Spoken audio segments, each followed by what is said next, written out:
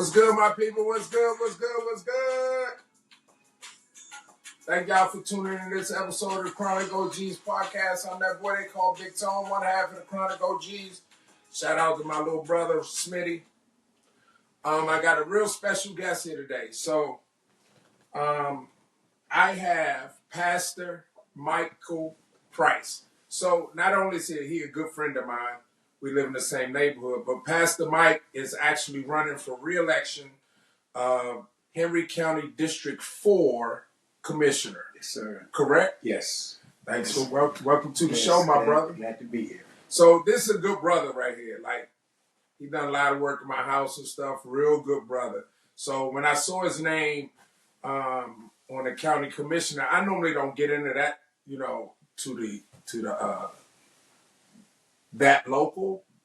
But when my wife said, "Yeah, didn't you see that Pastor Mike?"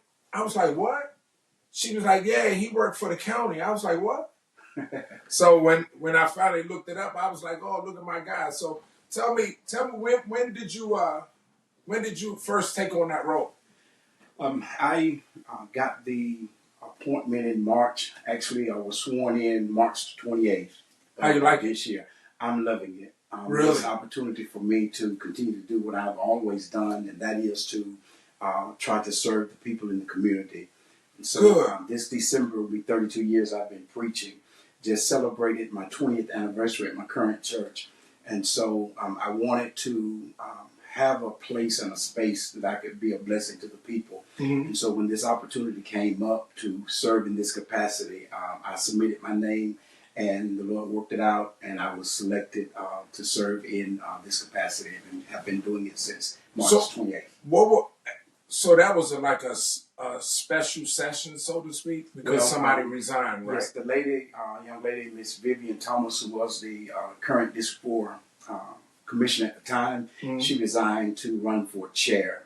And so that vacated her seat. And so those interested parties submitted their names to the Henry County Democratic Committee. And it was 8 of us. And out of those 8, 7 names were submitted. And they unanimously selected me to fill that role.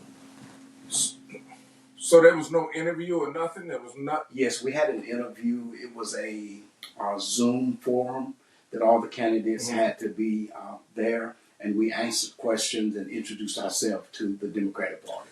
So the Zoom was all at one time? Yes. Oh, wow. Yes. So you could listen to what. So when somebody says something dumb, you could just be like, "Oh yeah, I got him right there. I got him." Actually, I've been able to learn a lot about how politics work, how the Board of Commissioners work, and I want to dispel maybe some of the myths or beliefs that some may have, because when you're dealing with Board of Commissioners, it's not an individual effort; it's collective, because nothing happens in the county, regardless of what district you may represent, unless you have 3 other colleagues, or at least 3 other colleagues, to vote along with you. So I think it's very important for whoever holds this seat or position to have an ability to be able to work with people. And I think that is an advantage that I have over some of my other opponents, just because I've been dealing with and working with people for over 30-something years. In this county? Yes, in this county, and just really, mainly in this county, but even some outside of the county, but again, mainly in the county. There's a national housing shortage, not just here in Henry County, not just in the state of Georgia, but nationally. Vice President Harris talked about it. Yes. Right. And this shortage is one of the reasons that's driving the cost of the housing now.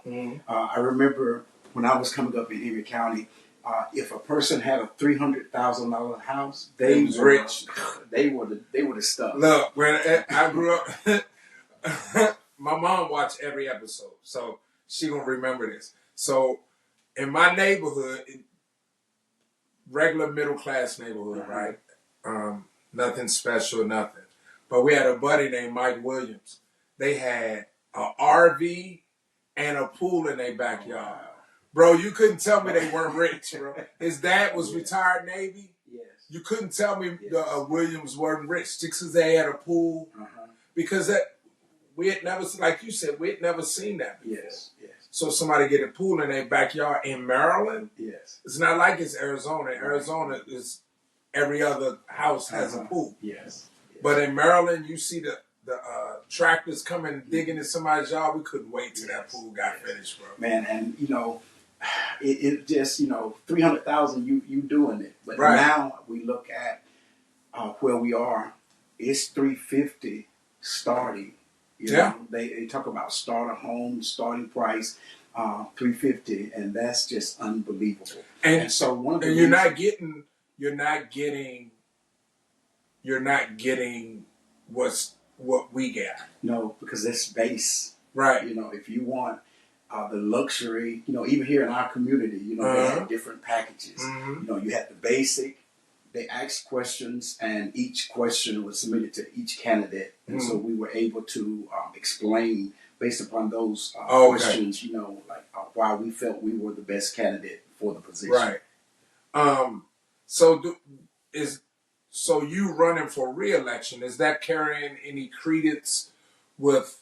Do y'all have polls? Can you tell who's winning or what they talking about? How do they do the polls at that level? I'm not sure, but I do know, politically speaking, because this is my first time in the political arena.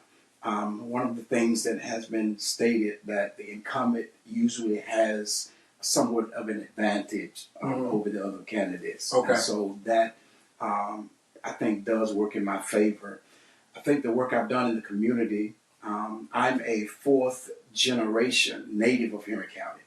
So not only was I born and raised here, my mother was born and raised here. Her mother was born and raised here, and my grandmother's grandparents and parents, all those raised here and born in Henry County. Is it always Stockbridge or is it different cities? No, never Stockbridge. In fact, I never would have thought I would live in Stockbridge because of the demographics during the time I was coming up. It was more of the African Americans in the southern end of the county and more of the Caucasians in the northern end of the county. And so like Stockbridge and McDonough is the northern part. No, Stockbridge was northern. And so the other blacks lived in McDonough, Locust Grove, and Hampton. Oh, so Stockbridge used to be a white area. Very. Wow. Yes. Because this is like 275% black right now. Yes. So when I was in high school, I graduated in 1988, there were only 2 high schools in Henry County. Eagles Landing didn't come about until 1993. I graduated in 88, so when we graduated, it was Henry County High and Stockbridge High. So what Henry County High turned into what? McDonough High now. Oh, really? Yes. Tell me about, I know you haven't been in a job that long. So what we got? April, May, June, July, August, September. So a little bit over 6-7 months. Tell me about any of the successful projects you've done or gotten approved in this little bit of time that you can that will help you, with your re-election campaign, where you can say, you know what, this is something my team and I accomplished. Okay. Yeah. Let me first start off by saying, since I've been on the board, I've been able to learn a lot about how politics work, how the Board of Commissioners work, and I want to dispel maybe some of the myths or beliefs that some may have, because when you're dealing with Board of Commissioners, it's not an individual effort, it's collective, because nothing happens in the county, regardless of what district you may represent, unless you have 3 other colleagues, or at least 3 other colleagues, to vote along with you. So I think it's very important for whoever holds this seat or position to have an ability to be able to work with people. And I think that is an advantage that I have over some of my other opponents, just because I've been dealing with and working with people for over 30-something years. In this county? Yes, in this county, and just really, mainly in this county, but even some outside of the county, but again, mainly in the county. There's a national housing shortage, not just here in Henry County, not just in the state of Georgia, but nationally.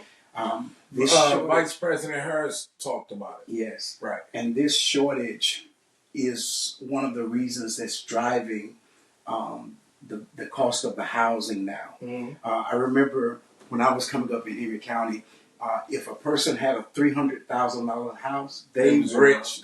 They were the stuff. Look, when I grew up, my mom watched every episode, so she gonna remember this. So in my neighborhood, regular middle class neighborhood, right? Nothing special, nothing. But we had a buddy named Mike Williams.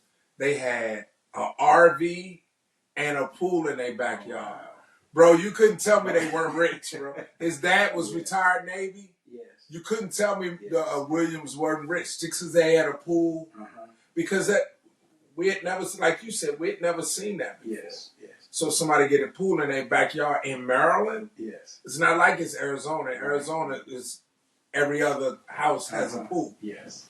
But in Maryland, you see the tractors coming digging in somebody's yard. We couldn't wait till that pool got finished, bro. Man, and it just 300,000 you doing it, but Right. now we look at where we are.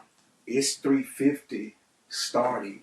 They talk about starter home starting price 350, and that's just unbelievable. And so one of the and you're not getting what we get. No, because it's base. Right. If you want the luxury, even here in our community, they have different packages. Mm-hmm. You have the basic, you have the presidential, those different amenities that will further drive up, the housing. And so, again, with the housing shortage nationally, it's driving up the cost of housing. Mm-hmm. And so one of the things that we are challenged with as commissioners is to make sure that we are doing smart growth and development. There are a lot of people who have moved here who have seen a lot of growth and development, but none of those people have seen the kind of growth and development as those persons who are native to Erie County. Mm-hmm. And so we have this challenge of trying to do our part in fulfilling the housing shortage while trying to maintain a sense of community here in Erie County. So how does a commissioner or board of commissioners, yes. How do you guys, what do you do to assist with the housing situation in Henry County? How are you involved in that? So we are the oversight committee, if you will, if I can use that word, for the development. Whenever a developer wants to develop property here in Henry County. Meaning like a home builder? Yes. Okay. A person who, not necessarily a home builder, but mainly a developer. Like a D.R. Horton? D.R. Horton. Okay. Because if you can be an individual person and you may want to build your own home, we don't get involved in that. Mm-hmm. So we actually get involved with the big development. Tract homes is like whole communities. Subdivisions, multi what they call it, master plan communities. Multi-use facility, those things. Okay. So we have to make sure that it is zoned correctly. We have something that was put in place a few years ago called the FLUME. It's the Future Land Use Map. And so it spells out in this area what type of development needs to be in this area. And so if a piece of property is already zoned, then they don't have to necessarily come before us. They go get their building permit, and it may never cross our desk. Okay. So we deal with rezonings where someone may, want to have a piece of property that is, let's say, zoned for RA, which is residential agriculture. They may want to do R1 or R2 or R5, and that simply is just the amount of houses that can be put on a piece of property. Okay. And so they'll come make their request for rezoning. They will go, first of all, before the zoning advisory board. Mm-hmm. And each commissioner has a representative that they appoint to that board. that should align with the vision of the commissioner. And so once they go through the zoning advisory board, they already know our wishes and desires, some of the conditions that we may have.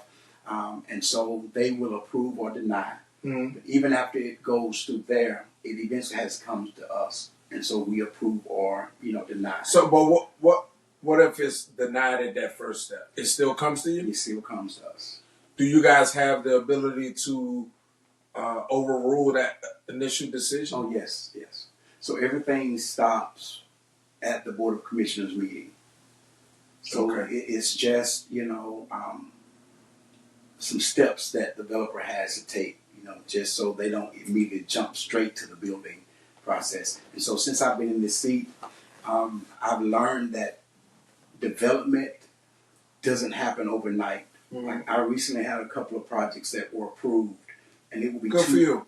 Yes, but it will be 2 years or close to that before the first residents even start to move in.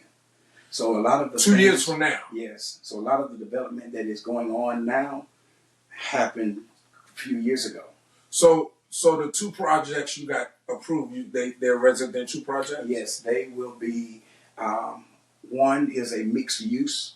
What does that mean? On Jonesboro Road. So mixed use is a mixture of commercial and residential. Oh, okay. So they will be townhomes, but it would have a commercial component as well. So it will be a grocery store, and behind it will be resident.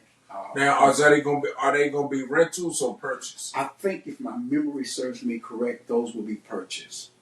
For purchase. Are both of your projects for purchase? No, the second one off of Jodico, it will be for rental. They're going to be apartments or They're townhomes?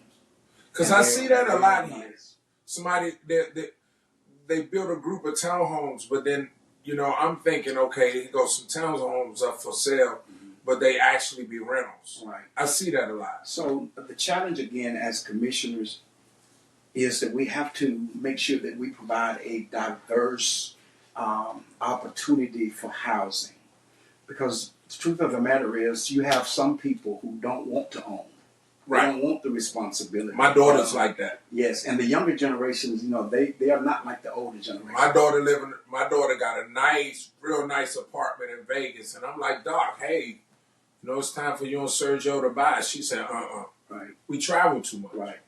They don't want to be tied down. Don't want to be tied down. And then if the refrigerator breaks or something else, they don't want to be responsible for those repairs.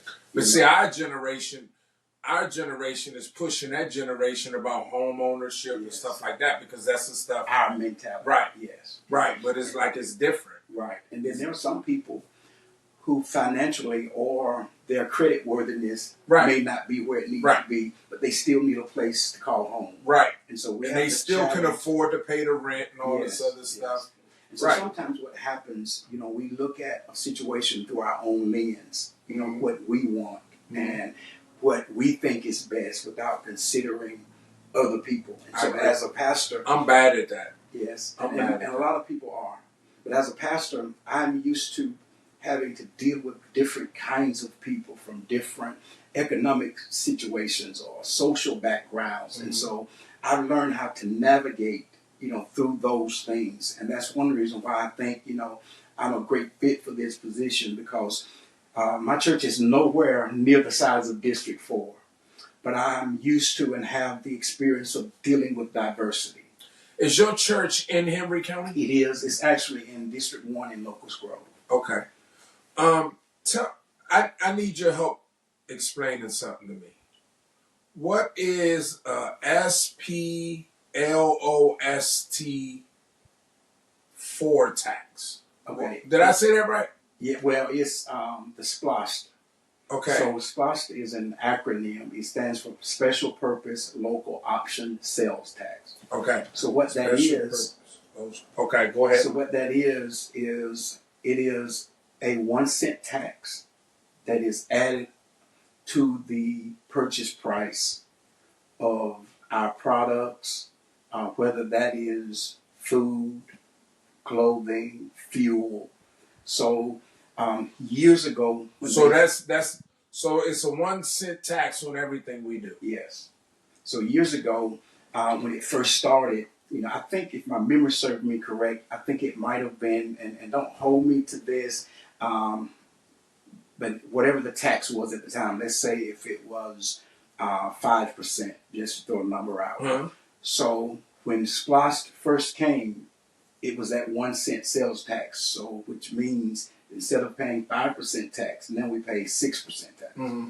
And so 6% or 6 cents? 6%. Okay. Yes. So it's a 1% tax. Well, it's a 1 cent tax. Okay. But we're thinking of like hold $100, and this Okay, is how I I got kind of equate it. I got you. So it's a 1 cent tax, and it could be a little 1 cent. I'm not really sure. I understand the how it works though. So it's that special purpose local option sales tax that's added additionally to what you normally would pay for services. So is that a new sales tax or no? No, it's a continuation. So this will be number 6 if it is passed during this election.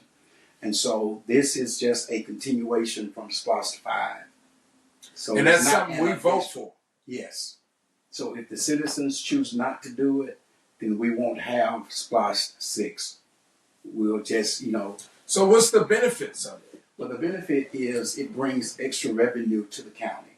So there are a lot of people who may feel that it's an extra burden on the taxpayers, when in actuality it's not an extra burden per se, because it will only burden you if you are spending dollars in the county. Mm-hmm. So if you don't want to be affected by this particular tax, then the solution is not to spend money in Henry County. But the only other option is... how are you going to help your county if you don't spend money? But the other thing I think sometimes people don't fail to realize is that most jurisdictions have a SPLOST. So if you're not spending dollars in Henry County, and let's say you spend it in Clayton County, you're still spending that SPLOST dollar, but you're just doing for it them, for their community. Okay. And another thing that we need to understand about SPLOST is that it's not just coming from the residents of Henry County. It's coming from anybody who spends money in Henry County. So if you're on 75 traveling from Florida to, let's say, North Carolina, and you stop and get gas, then you're putting funds into our SPLOST to help us with our capital projects, our resurfacing projects, and those things that we have earmarked. Do you happen to know how much SPLOST brings in yearly? I know for this SPLOST 6, it has been estimated, and I don't have the paperwork in front of me. That's fine. It's like $470 million in a 6-year period. We just recently signed an IGA, which is an and that's another thing about being in the politics. There's so many acronyms to learn. So I really follow, and if you excuse my language, Pastor Mike. But if you watch some of my episodes, I'm big on the national. Uh-huh. Like, I'm really following what's going on in a national election, and my wife think it's driving me crazy. Because it's some craziness. It is, bro. I'm telling you, it is. It is. It absolutely is. Do you So another question I have is about the millage rate. Or millage. The millage rate. I'm sorry, the millage rate. So, explain to me what that is. So the millage rate is the largest revenue producer for the county. So, and that is how we calculate how every citizen or resident pays their property taxes. It is a certain percentage of the value of your property times the millage rate that gives you the amount of tax that you owe for your particular property. So did that increase? It did. Why is that? So there is, it was a 3 meal increase. But let me three what? 3 meal. So it's based upon the meal. Like currently we are at 15.33 meals. What's a meal? It's just a figure or a number, let's say, that you multiply your value from. So let's say if one meal times whatever your value may be, let's say, $1,000, when you do that multiplication, then it tells you how much you owe. So it's just a rate. Okay. If you will. So it's like a formula. Yes. Okay. Yes. So every citizen have the benefit of what we call the frozen exemption here in Henry County. So you do not pay your value that you pay for the millage rate is not at 100%. So you pay about I think it's about 40 cents, if I can remember correctly, of what that valuation is. And so again, once you time that at that 15.773 gives you your millage rate. But I need to kind of go back a little Sure. bit. Go. That's fine. And Go ahead. History. Let me ask you a quick question Okay. before you get history. Don't keep that thought. Okay. Is that more beneficial or less beneficial than homestead? Well, we do have a homestead. So that's why I need to kind of go back. Go ahead. So in Henry County, we have what is called a frozen homestead exemption, which means that whatever you apply for your homestead, Henry County has a benefit that has been put in place by the prior board that freezes that value at that particular moment.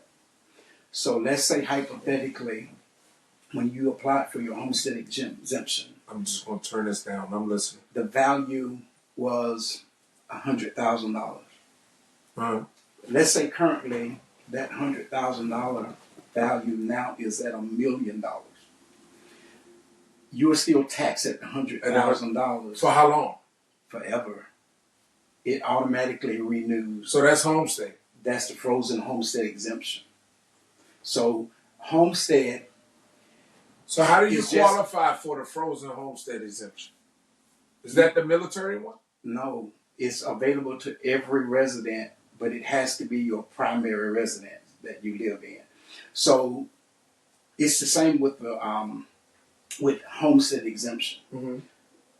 Basically the same thing, but we just have a frozen exemption that's connected to that. Because the homestead goes up according to the value, right? I mean, you pay a certain percentage of your taxes, but if your value goes up, that it still may be the same percentage, but you may pay more, right? At Henry County is frozen. Is that something someone has to apply for? No, when you apply for your initial homestead exemption, you automatically get enrolled. Oh, okay. And it renews. Okay. The question was asked, and when I first got this position, like why is it then that my taxes keep going up? And so I had to do some research and find the example or the answer. The tax commissioner, his job is to simply collect the taxes. That's that. His name, Michael Harris. Michael Harris. Yes, not the ball player Michael Harris. Right. No, is that his daddy? I don't think so. It's a different Michael Harris. But he collects it. You have Well, you know that Michael Harris is from here. yes, Stockbridge, yes. Right. So we have Henry County taxes. You have your ad valorem tax, and then you have your school tax. Say that again. You have your Henry County tax. No, the second one. Ad valorem. That's real high. That's your car stuff. When you rotate, when you move your car over. And you have to pay that every year as well. Wait. Yeah. My bad. I shouldn't be telling you that. Because and my point is, sometimes we don't look at our tax bill. We have a habit of just looking at that final amount of what's due. I look at that and then I check my escrow and I be like, oh, we good. Yeah. So I told my wife the other day, when we get our electric bill, I don't look at how many kilowatts I've used. I just simply look at what's owed. Right. And for many residents, that's what we do. We never really look at the itemization of our tax bill. But if you were to look at the itemization of your tax bill, you'll realize that there are three separate, well, really more than that, but for the purpose of our conversation, three separate entities that you're paying taxes to. Henry County Board of Commissioners, your ad valorem tax, and the school board. So what was happening was, because of the value of people's homes increasing, there was an increase in the taxes that were owed, even though Henry County Board of Commissioners had frozen exemption. And the reason being is the school board isn't under a frozen exemption. So if your school board taxes were taxed at a certain amount when your home was worth $100,000, if it goes up to $200,000, that's going to affect the taxes that's now due to the school board. And people like me have been asking, and and it's something we can't do. I don't have any kids in school. I got to pay school taxes, right. But that benefit of coming off the school board taxes doesn't begin until you are 70 years old. And some of that comes off each year, and then eventually, well, I think it may come off totally when you're 70. I'm not sure. I'm not really concerned that much about it for myself because I'm a long way from 70. Yeah, well, right. A little ways from 70. But it may be 70 when it totally comes off. It may start reducing around 60-something. Because I think my mom, who's just turned 71, was bragging that she didn't have to pay school taxes anymore. So I think at 70 it comes off totally. Mom said, I ain't got nobody in the house at all. She doesn't have any kids, nor grandkids in school. So right. That's a benefit for those who are 70 that you no longer have to owe those taxes. Another thing, people were kind of upset with commissioners for increasing the millage rate. We had hearings set, but we didn't have those hearings because we technically had a rollback in taxes. So the millage rate is broken up into different categories. So there was a general mill that we had that we rolled back. So because of that, they consider that a complete rollback of the taxes. But we add the 3 mills to our public safety so that we can provide more to them for our police and fire and those, first responders. Before this year, Henry County had not had a tax mill rate increase in 7 years. So mind you, when the tax commissioner collects the money, he gives the Board of Commissioners their money. He sends the ad valorem. I think the state gets that. And he sends the school board their taxes. So Henry County has been operating the last 7 years, even with the growth that we've had, for basically under the same millage rate. Hey, I'm going to ask you a question, see if I think you may know this. With the new Stockbridge Police Department and all that, how much did that cost? I'm not sure about that because I'm not really into Stockbridge because that's a whole separate entity because you have... so that didn't come out of the county? No.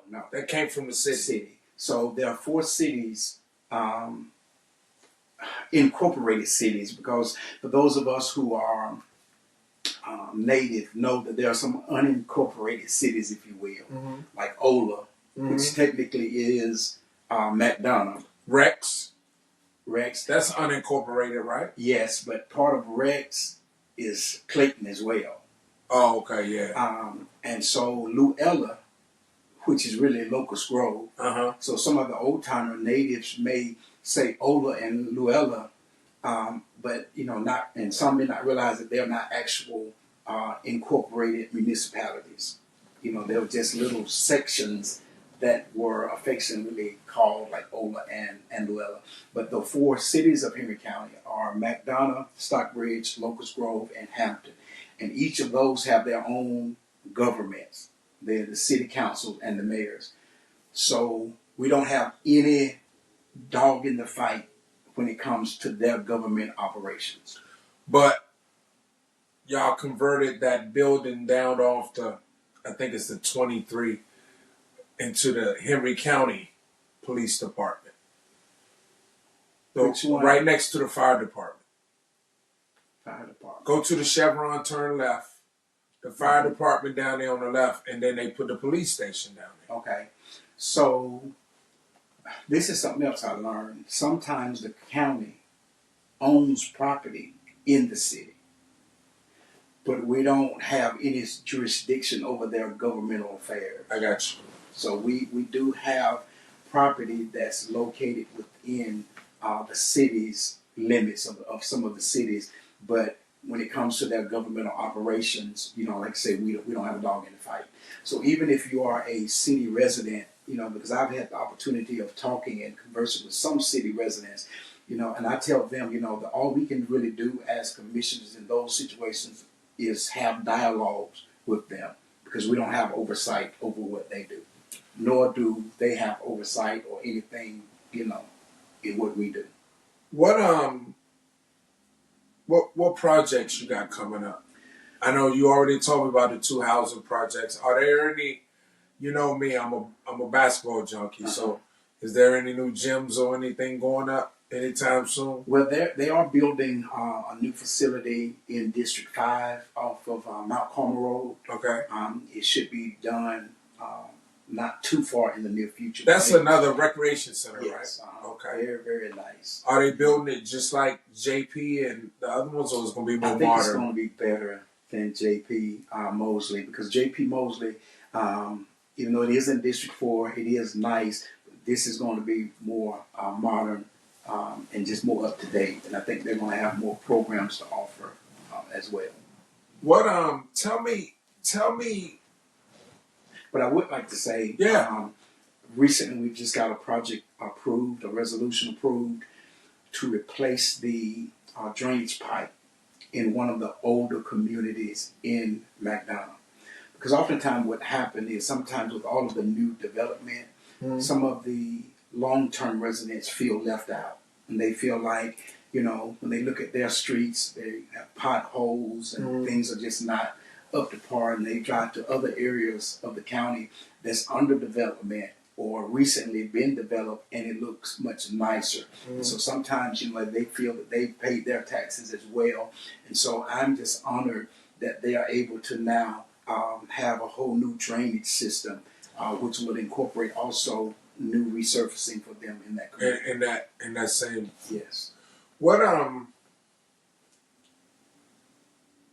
are some of the differences between you and your opponents? You don't have to necessarily name names. If you want to, you can. I know there's 4 or 5 of y'all.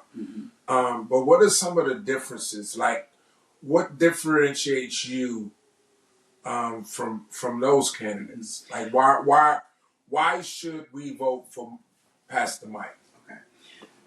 For number one, as I've been saying, I'm not the traditional politician. And as I've also shared, I've never liked politicians or car salesmen. I feel that politicians and car salesmen are the bad ones. Yes, bad ones. Yes, that's true. But a lot of them, and I want to use this term lightly, and for the good ones, we certainly, because it's almost like being a pastor. Sometimes 1 or 2 bad preachers or pastors can make everybody, all the preachers look bad. Yeah, that's true. And there really are some of us out here true. that really have a heart for the people.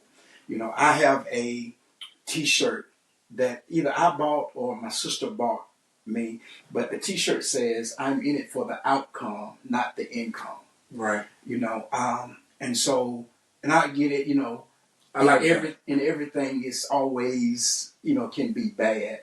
But I've just, always felt like politicians and car salesmen will tell you what you want to hear to get a vote or to make a sale. And I am the type that, and even in the pastoral ministry, I've always told people what they needed to hear and not necessarily all the time what they wanted to hear. I tell my kids that. I'm telling you, Pastor Mike, I tell my kids that all the time. I'm never going, if I tell you what you want to hear, it was by accident. I'm going to tell you what you need to hear. Hopefully you wanted to hear it. If not, that's on you. So I come in this, not making any promises. The only one promise that I can make and stand behind the promise is I'll try. I see different signs, out. I'll reduce taxes. I'll stop Yeah, I see development. all that. I'll do, and again, nothing happens. But why do you want to? Why would somebody want to stop development anyway? A lot of times, Cost. well, some people, they want to remember Henry County the way it was, or to keep it the way it was. And we are long beyond that point. Right. Again, when I grew up, it was more of a farming community. But Pastor Mike, it's funny you say that because a lot of people think that way nationally. Mm-hmm. Like, to me, that whole MAGA thing is basically trying to go back to the way it was anyway. Mm-hmm. But you have to look at, it's a pulpwood. So what pulpwood does, they go in and clear trees. And you'll see them sometimes, they'll take all the branches off and you just see the long poles on the truck. Well, that was a pulpwood place where they, took the lumber there and harvested it and, I guess processed it. But that was when I was like a teenager that it was there. But you didn't grow up on a farm, though, or did you? Not a farm, but we had a garden every year. Okay. I remember being in middle school. During the summer, our job was to go in the garden with grandmother and shuck corn, snap peas, while we watched all my children, The Young and the Restless. Those. But what came on first was it was at 11 o'clock, because I used to have to stay with my grandmother. At 11 o'clock, it was The Price is Right. Uh-huh. Then 12 o'clock, it was the news. Uh-huh. And then 12:30, it was Young and the Restless. Yes. Yeah. I mean, the whole summer. And it's funny because I got to the point where, I got so consumed in it that when school started back, I didn't want to miss those things. Man, so we didn't have like a farm, but we had a good sized garden that we used to go, but we had like major farms here, cotton fields, cattle, just major acreage. And now those things, again, just not so much, because those people that did those things are no longer with us. right. And their children don't want to do that. So they're selling the land because they would much rather have the money. Have the money. Right. They're not thinking about that whole nostalgic thing. Right. What do you want the voters to know about Pastor Mike to increase the chances that they put a check by your name on November 5th? Well, this is what I said at the forum we had a few weeks ago. And this is, again, I think makes me unique to majority of my opponents, except for one young lady. She's also a native here. Uh-huh. But what is unique about me and her is we're native here. Are you the only two that's native? Yes.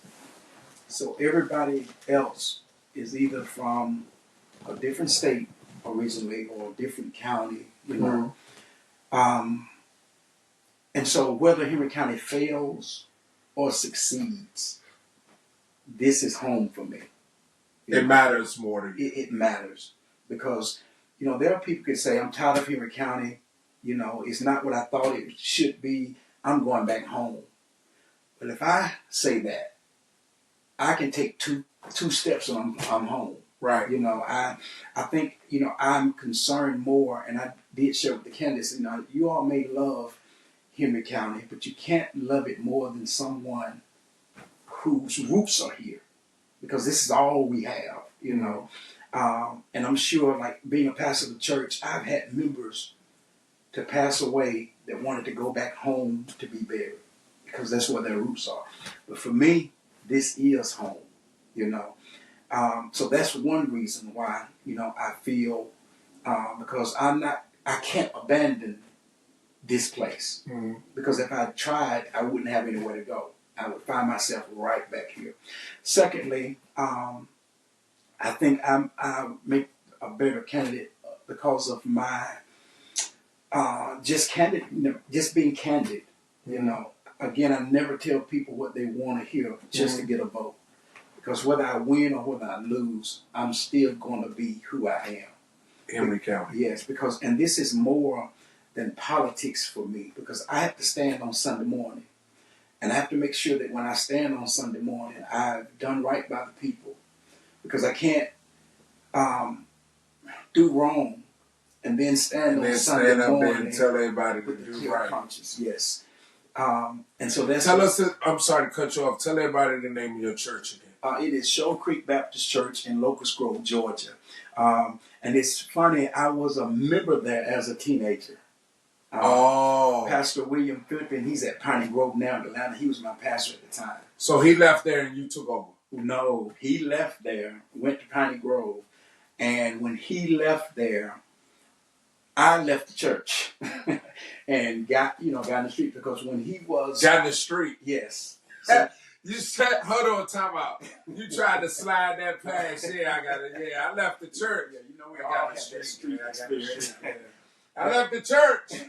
But when I was there under his pastorate, I was only 15, 16, maybe 17. I started preaching at 22. Oh, really? So there were a few preachers in between them. The history of Shoal Creek is they've never been able to keep a pastor for very long. In fact, when I went there, I didn't know how long I would be there, because the longest pastor that had been there was 12 years. Everybody else was 4 years, 5 years, 4 years. And so it kind of bothered me when I first went there. So when I started looking at the history, I discovered that most of the people, or the pastors, they resigned. And so after I was there for a while, I started kind of seeing why, because it was difficult in those early days. But again, my ability to be able to work with people and to resolve issues and to progress and move ahead has allowed me to serve as the longest pastor that the church has ever had. What time was your service on Sunday? It begins at 10:45. And that was a strategic move that I did, because we started at 11 o'clock. But they had got so accustomed in that tradition of 11 that just the simple 15-minute start earlier time changed some things. The church is like over 100-something years old. It was started at the onset of slavery. Wow. We came out of the First Baptist Church of Locust Grove, which was at the time was Indian Creek Baptist Church. 10 ladies got pregnant by their slave masters. And the wives got upset and kicked them out. And so that's how Shoal Creek came to be. Wow. A lot of people may not know this, but Daddy King, he had his first sermon at Floyd Chapel here in Daddy King. Oh, okay. He's from Stockbridge. Right. He had his first sermon at the Floyd Chapel Baptist Church. But he pastored Shoal Creek for 2 years from 1930 to 1932. And when I first got to Shoal Creek, there were some members at the time that were living that remember him being there. In fact, Deacon J.W. Lemon, he's deceased now. He was part of the NAACP here, well known in our community. He used to talk about how he would babysit Martin Jr. while his dad would be preaching. So he has some roots at Shoal Creek that often doesn't get talked about a lot. Doesn't get talked about. But for me to be at Shoal man. Creek and to stand where Daddy King stood, and to be the longest serving pastor, it makes me feel good. You said 10:45? 10:45, yes. Let's see if I can get. And the church will tell you that I don't do things or even talk about or preach to make people happy or to be popular. I tell the church all the time, if you leave the church every Sunday with a good feeling, I haven't done my job. Because at some point, the word ought to bring conviction. And so I not only preach conviction, I live conviction. So with me being the District 4 Commissioner, that you're going to have a person that's going to always be truthful and honest with you, even if it means telling you something you may not want to hear. I see, promises that are made by people. And I know, and a few of them know, that they are not able to fulfill the promises Right. by themselves. Right. But they put this narrative out as if they would be the sole savior. And government doesn't work that way. Sounds familiar? Yes, yes. Because we're not a dictatorship. No. We're a democracy. Let me ask you a question. This may be a little bit off topic. Where do you stand with the whole national election? How do you feel about VP Harris, former President Trump, his rhetoric, the way he acts, the way she? How do you feel about the whole situation? And you know what? I really want to hear from you now, not because of your work in the Henry County, but being a pastor. I'd like to know how you feel about the way, the national politics scene is going. And because I am a pastor and I really put a lot of stake in truthfulness and transparency, I just think the Republican candidate is not a trustworthy candidate. I understand as a human, none of us are perfect, never will be perfect, won't have all the answers. There may be some things on the Democratic side that I may not necessarily agree with. I agree with that. But at the end of the day, I can respect the truthfulness, if you will, or the stance. I can't deal with the rhetoric. I can't deal with the the narcissism or the narcissistic behavior. What bothers me most is the lying on minorities. That's what bothers me most. Because, let's call it what it is. We are a country of immigrants. Like, the only people that really can say, y'all need to get out is the American Indian. So everybody else is an immigrant. So like pretty much everything about our life, everything we buy or whatever, sell, the house we live in, everything, immigrant was involved in it somewhere. Yes. So I hated history in school. With a passion. And end up having to take 2 histories in the same year, because in my 10th grade year, I was more concerned about being a comedian and rapping and beatboxing and all that, So I failed 10th grade, but I was committed to graduate. Oh, so you supposed to come out in 87? No, 88. That's what I'm saying. You got caught back up. I was so committed in graduating with my class, and I've always had this kind of commitment. Even as a commissioner, I'm just committed. My mom made a comment at church Sunday. She gave remarks that whatever I do, I go all in. I learn all I can, and it's almost an obsession. And so I wanted to graduate with my class on time. So my second 10th grade year, which should have been my 11th grade year, this was my schedule. I had English, math, world history, American history, biology, and chemistry. I had no elective. In the second 10th grade. Because I had to have those classes. And I took no electives. All of my classes were critical classes. Now, who takes 2 histories and 2 sciences in the same year?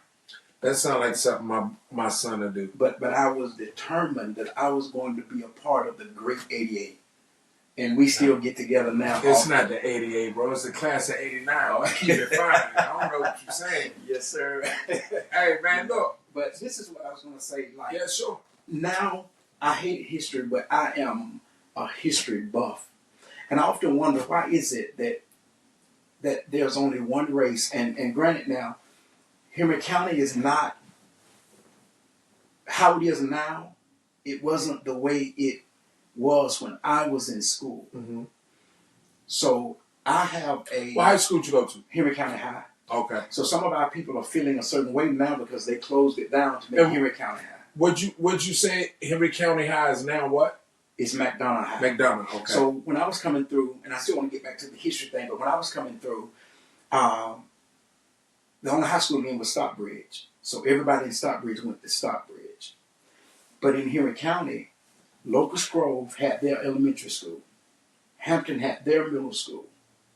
And at the time, elementary school. And McDonough had their elementary school. But at McDonough, we had McDonough Primary, McDonough Middle, Henry County Junior High, and Henry County Senior High. So back in those days, everybody from Locust Grove went to Locust Grove School. Everybody from Hampton went to Hampton School. So when we got to junior high, here's all these kids. Meshed in one. Because we, like Hampton and Locust Grove came together with McDonough at junior high. Is that where they got the idea of every high school has its own middle school and pretty much has its own elementary? No. So my wife is a principal too in DeKalb County. Okay. So I think Henry County works the same way. Like you wonder why there's usually one high school, but multiple elementary schools. So they call those feeder schools. So my wife is an elementary school principal.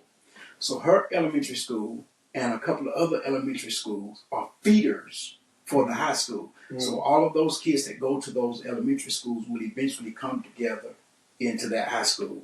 And it's based upon the geographical area.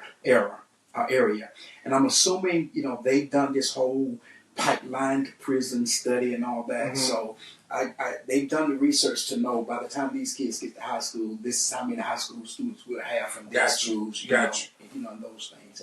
But my high school was not the same demographics as Henry County is now. Oh, I can imagine. So my wife went to a DeKalb school in Ellenwood. So when she went to our 30th class reunion, she was amazed to see the blacks and the whites together because she went to a predominantly black school. It wasn't that way for us. We had a mixture. It was majority black, but we had a mixture. We had a... See, we probably had a majority white. No, we didn't. But it wasn't too off, but it was, we were not in the majority. We were. Mm-hmm. And we acted like it. Yeah. Yeah, and so we, but I still. But see, I grew up in the D.C. area, mm-hmm. PG County, Maryland. Okay. So, it's mainly right. It's mainly black. So I have classmates now, that are white, because that was the dynamics of those times. Absolutely. But my question have always been like, why is it for every other denomination that you've got to attach something to the word American? You have African American, you have Indian American, Asian American. But when it comes to the whites, they're just whites. And so what they should be called European Americans. I've often wondered, like, why? I ain't gonna tell you I tell you off camera what my buddy called them, but on camera they should be called European American. Because you're right that the only people that are native here are the native Indians. That's why when you say American Indian, that's the foundation. Uh-huh. Yes. Everyone else is, yes. We are immigrants. We're immigrants. By choice or not by choice. Right. But we're immigrants. Like my mom said, by hook or by crook. Yes. We're immigrants. Yes. So one last thing, I'm going to ask you to do something because I don't know too much about the county commissioner, but I know who I'm voting for. But what I want you to do is kind of look in the camera and take a couple seconds and tell everybody else why they should vote for the same person I'm voting for District 4 County Commission. Okay. Again, thank you all for watching this podcast. And again, I feel that I'm the best person for this job. Again, number one, because being a native here, I've got to make sure this succeeds with that dedication that I've always had, because this is home. Nowhere else to go, or I could go other places, but no other place I want to go but here. Also, with just the ability to be candid. Again, I may not always say what you want me to hear, because sometimes I've got to look at from a broader perspective of what's best for the county as a whole. And sometimes, we look at it from an individual standpoint. And so as a commissioner, we're not able to look at it from an individual standpoint. We've got to look at it from the standpoint of the totality of our citizens. Because again, the makeup is there are some who want to stop growth. There are some who wants to slow growth down. There's some who wants to keep growth going. And so we have to navigate between that in the best way that we can with the information that we have available. And again, above all that, I believe that it's just the integrity that I bring to this seat.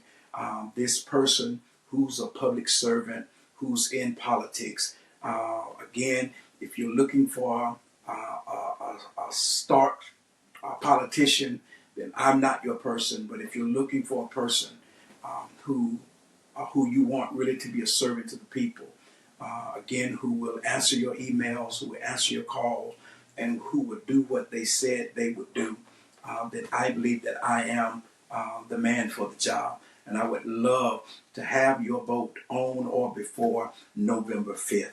And again, I can't make you any promises. All I can do is say that I will do the best I can to try to do all I can for this community and to work along again with my colleagues to make these things happen.